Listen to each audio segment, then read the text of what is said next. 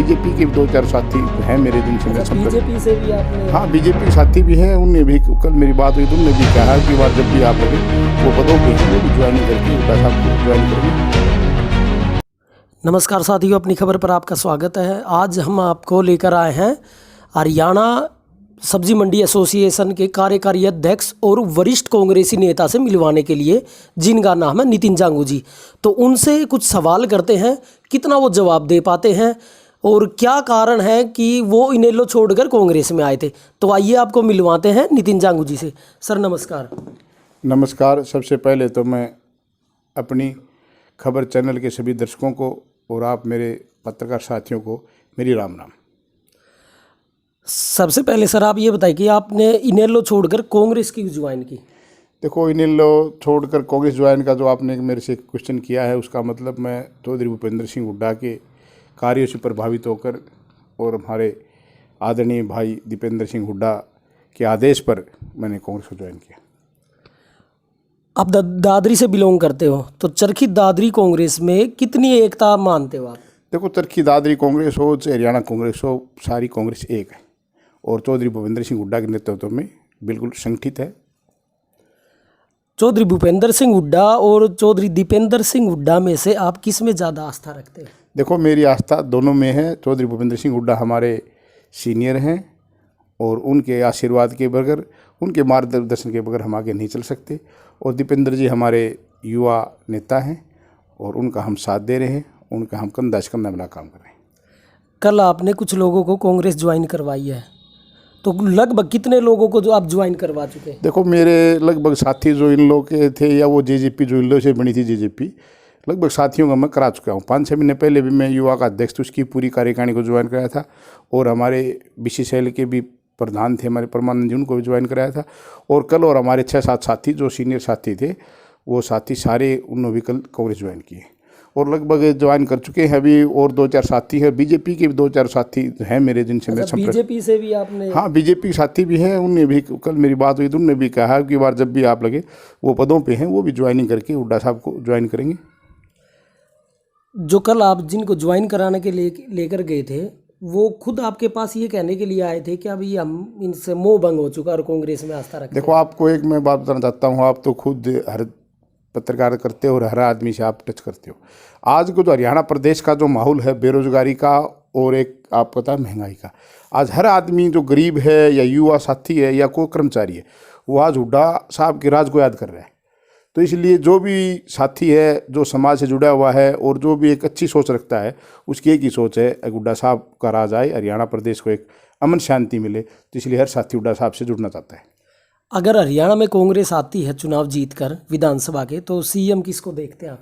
देखो, हरियाणा के अंदर तो आपको पता है कांग्रेस पार्टी ने चौधरी भूपेंद्र सिंह हुड्डा को आगे करके चल रही है और उसी का आज ये परिणाम है। आदमपुर में भी देखा था आपने, 52,000 के आसपास वोट, बड़ा अच्छा चुनाव लड़ा, मान के चलो हमारी जीत यही। और आप हर जिला हर हलके पे आप देखते हो, रोज़ अखबार के माध्यम देख लो आप, लोग दिल्ली जाते हैं और हुड्डा साहब को ज्वाइन कर रहे हैं। और जब हुड्डा साहब जहाँ भी एरिया में आते हैं तो सैकड़ों की संख्या, हज़ारों की संख्या में लोग उनको ज्वाइन कर रहे हैं। आपने आदमपुर का जिक्र किया, तो आदमपुर में जो हार हुई है किसको दोषी मानते हो? आदमपुर में हार नहीं, आदमपुर में हार बीजेपी की हार हुई है। जब कुलदीप बिश्नोई जो कांग्रेस की टिकट पर था, जब वो 30,000 के आसपास जीता था और आज वो सत्ता की टिकट, बीजेपी सरकार की टिकट लेके आया। और जब सरकार ने धन बल मशीनरी का दुरुपयोग किया, आपको पता है ऊपर वीडियो भी आई हुई है, जो मोटा उपयोग वहाँ चला है, फिर भी वो क्या जीते, 15,000 के आसपास को जीत नहीं है। वो तो एक मैं मानता हूँ बीजेपी की बहुत बड़ी हार है। आम चुनाव के अंदर देखना, इसकी 30,000 से ही हार होगी।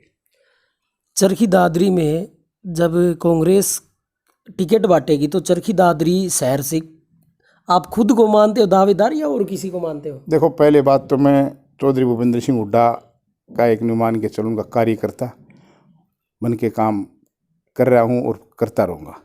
और उनका जो आदेश मेरे लिए होगा वो सर्वप्रिय होगा, वो किसी के लिए भी हो, चाहे एक छोटे से कार्यकर्ता के लिए भी उनका आदेश आएगा टिकट का, तो मैं उसको फूल चढ़ाने का काम करूँगा और उस कैंडिडेट की मैं तन मन से मदद करने का काम करूँगा।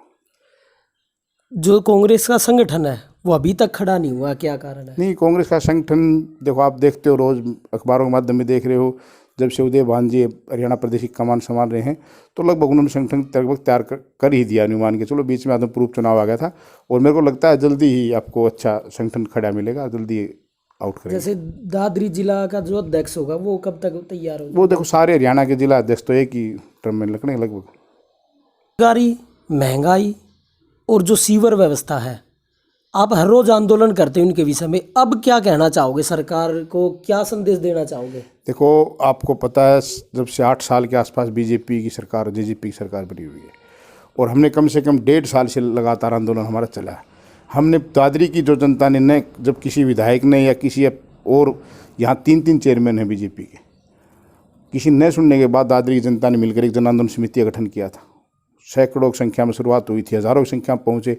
दादरी के मेन जो लाजपत चौक पे यहाँ हर संडे को मुख्यमंत्री का पुतला फूकने का काम किया। मुख्यमंत्री क्यों? स्वास्थ्य मंत्रालय मुख्यमंत्री के पास, उनको जगाने का काम किया जनता, लेकिन वो आज तक नहीं जग पाई। दादरी की शिविर की व्यवस्था और बदतर होती जा रही है। इन्होंने एक झूठा आश्वासन दिया जब एक बहुत बड़ा आंदोलन चरम पर था, स्थानीय विधायक ने वहाँ पहुँच के आगे दादरी को अमृत योजना में डाल दिया गया। आज से 7-8 महीने की टर्म की बात है, हमने फिर भी उसको विश्वास किया और आज तक वो अमृत योजना क्या, किसी शिविर का एक ढक्कन भी ठीक नहीं हो पाया। तो देखो दादरी के साथ कितना बड़ा छलवा किया जा रहा है। और हम आपको बताना चाहते हैं आपके माध्यम से, सरकार कितना ही परेशान कर ले दादरी वासियों को। दादरी की जनता एक बहुत बहादुर जनता है, जब ये अपनी संघर्ष के ऊपर आएगी तो ये पीछे नहीं हटने वाली। दादरी के विधायक सोमवीर सांगवान जी, वो कभी सरकार को समर्थन देते हैं, कभी उसमें किसान आंदोलन में बैठे मिलते हैं, ये क्या कारण है? ये कारण तो विधायक खुद ही बता सकता है, लेकिन मेरे को तो न्यूज़ समझ में नहीं आता। उसको पता है कि तू विधायक बना कि नहीं बना, मेरे को लगता नहीं वो विधायक बना होगा। उसको खुद ही महसूस नहीं होता तो विधायक है कि नहीं है। अब आप इस बारे में तो खुद बता सकता है, कभी सरकार के साथ, कभी सरकार के खिलाफ, कभी कहीं। तो उसकी जिम्मेदारी बनती थी दादरी वासियों के लिए, उनकी लड़ाई लड़े। उनके जो आज जो हालात है दादरी शहर वासियों ने उनको अच्छी तरह वोट दी, निर्दलीय प्रत्याशी होते हुए भी उनको इतनी मत दिए थे, लेकिन उनका कोई रोल नहीं दादरी शहर के लिए। एक अंतिम सवाल, कम शब्दों में पूरी डिटेल, इनेलो छोड़ने का सबसे बड़ा कारण क्या था? देखो इनेलो छोड़ने का कारण तो हमारा एक चौधरी देवलाल की नीतियों से, मैं बचपन से हमारा परिवार इनेलो का रहा था और चौधरी देवलाल बीजेपी को एक आरएसएस का एजेंडा मानते थे और वो इससे बहुत भारी खिलाफ थे और इसीलिए हम उनकी नीतियों जुड़े थे। और अब हमने देख रहे हैं जो जेजेपी है चाहे इनेलो हो, वो सब बीजेपी को पीछे सपोर्ट कर रहे हैं। इसलिए हमने उससे किनारा बनाने का, क्योंकि जनता को एक बहुत बड़ा वर्ग लाया जा रहा है, तो हम बीजेपी और आरएसएस के पैदाशी के खिलाफ हैं, इसलिए हमने कांग्रेस को ज्वाइन किया। तो साथियों, ये थे नितिन जांगू जी, बखूबी हमारे सवालों का जवाब दिया इन्होंने बताया कि इनेलो छोड़ने के क्या कारण थे इनके और कांग्रेस में जाने के क्या कारण थे। कुछ लोगों को इन्होंने कांग्रेस में शामिल करवाया है, पहले भी करवा चुके हैं।